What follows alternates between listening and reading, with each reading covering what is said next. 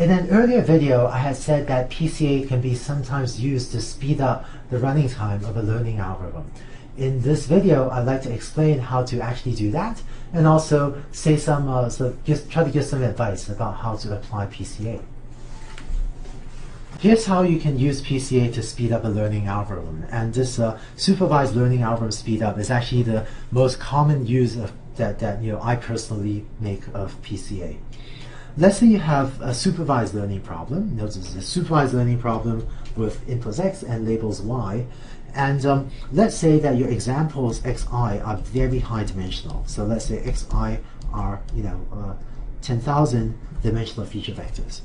One example of that would be if you were doing some computer vision problem where you have 100 by 100 images. And so if you have 100 by 100, that's 10,000 pixels. And so if xi are feature vectors that contain your 10,000 pixel intensity values, then you have 10,000 dimensional feature vectors.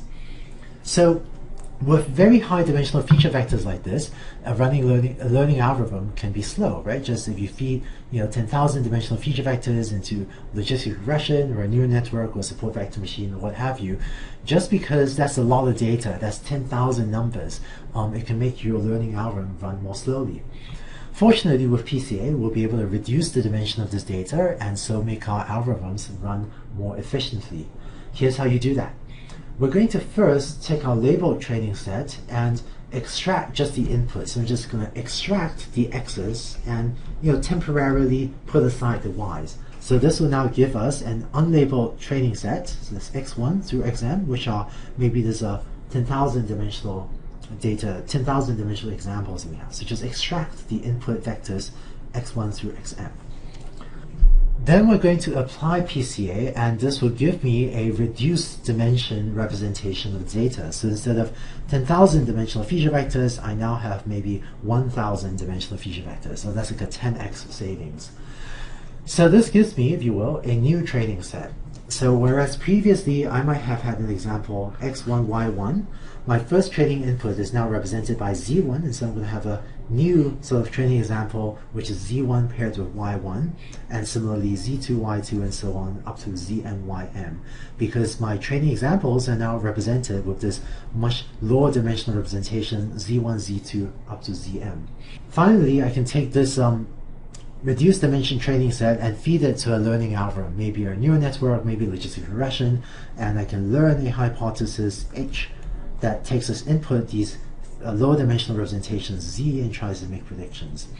And so if I were using logistic regression, for example, I would train a hypothesis that outputs 1 over 1 plus e to the negative theta transpose Z, or theta transpose Z, that takes as input one of these Z vectors and tries to make a prediction. And finally, if you have a new example, maybe a new test example X, what you do is you would take your new test example X, map it through the same mapping that was found by PCA to get you your corresponding Z, and that Z then gets fed to this hypothesis, and this hypothesis then makes a prediction on your input X. One final note, what PCA does is it defines a mapping from X to Z.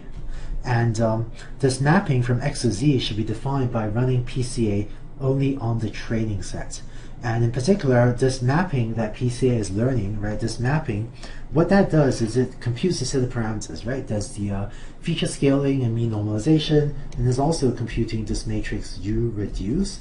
But all of these things, like uReduce, that's like a parameter that is learned by PCA, and we should be fitting our parameters only to our training set and not to our cross-validation or test sets. And so these things, the uReduce and so on, that should be obtained by running PCA only on your training set, and then having found uReduce, or having found the parameters for feature scaling, right, the mean normalization and scaling, the scale that you divide the features by to get them onto comparable scales. But having found all those parameters on the training set, you can then apply the same mapping to other examples that may be in your cross-validation set or in your test set. Okay, but so just to summarize, when you're running PCA, run your PCA only on the training set portion of your data, not the cross-validation set or the test set portion of your data, and that defines the mapping from X to Z, and you can then apply that mapping to your cross-validation set and your test set. And by the way, in this example, I talked about reducing the data from 10,000 dimensional to 1,000 dimensional.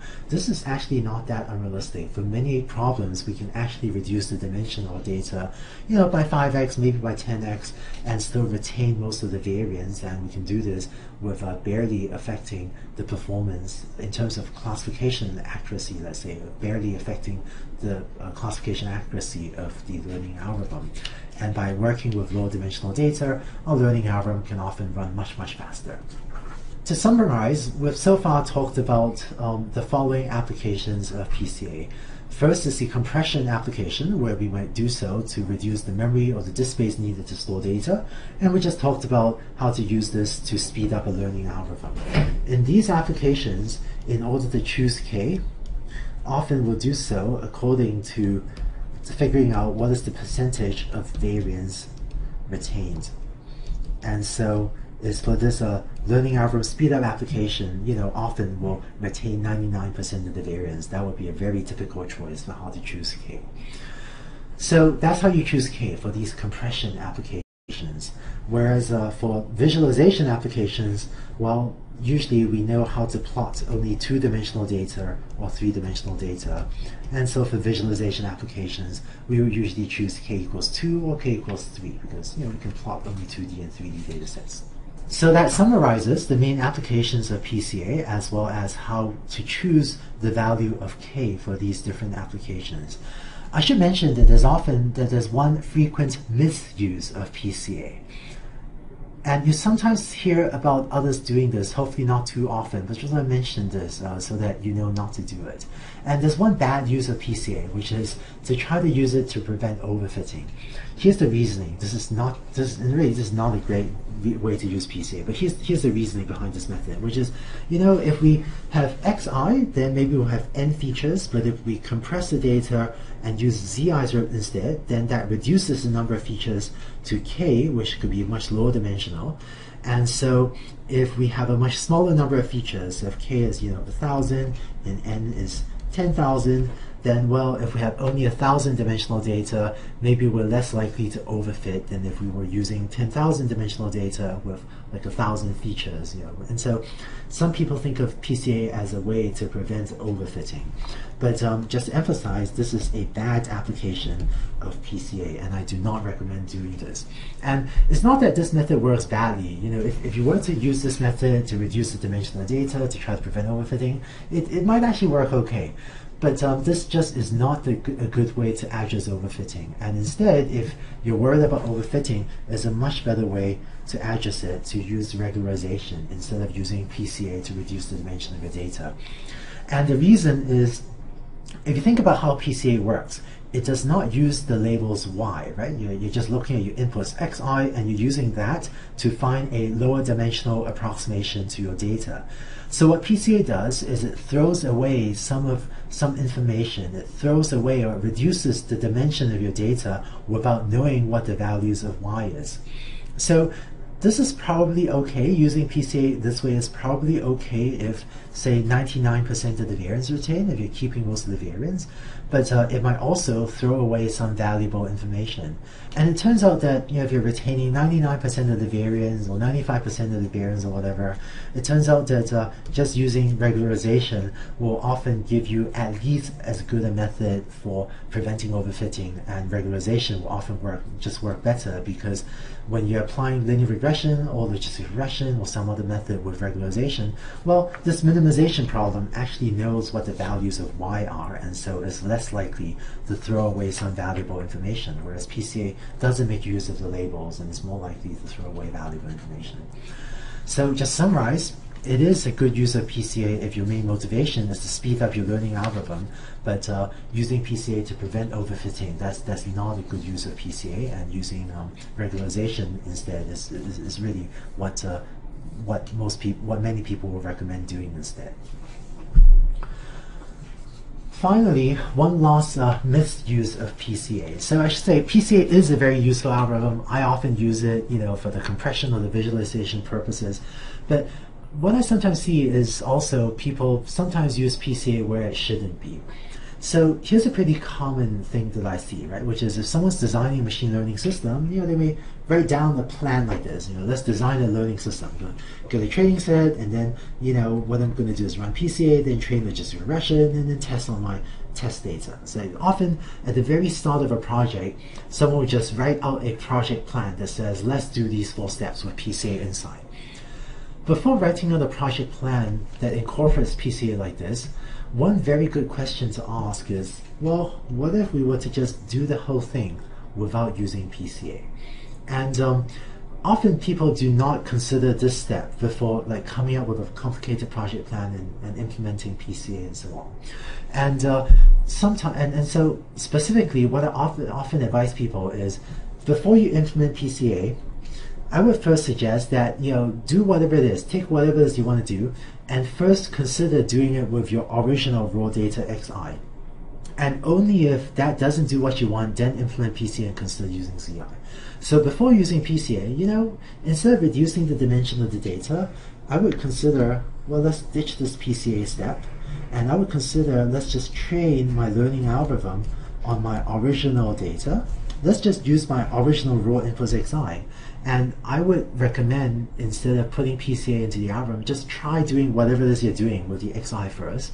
And only if you have a reason to believe that doesn't work. So only if your learning algorithm ends up running too slowly, or only if the memory requirement or the disk space requirement is too large, so you want to compress your representation. But only if using the XI doesn't work, only if you have evidence or a strong reason to believe that using the XI won't work, then implement PCA and consider using the compressed representation. Because what I do see is sometimes people start off with a project plan that incorporates PCA inside, and sometimes whatever they're doing would have worked just fine even without using PCA instead. So just consider that as an alternative as well before you go and spend a lot of time to implement PCA and figure out what K is and so on. So that's it for PCA. Despite these last sets of comments, PCA is an incredibly useful algorithm when you use it for the appropriate applications, and I actually use PCA pretty often, and for me, I use it mostly to speed up the running time of my learning algorithms, but I think just as common an application of PCA is to use it to compress data, to reduce the memory or disk space requirements, or to use it to visualize data. And PCA is one of the most commonly used and one of the most powerful unsupervised learning algorithms. And with what you've learned in these videos, I think hopefully you'll be able to implement PCA and use them to all of these purposes as well.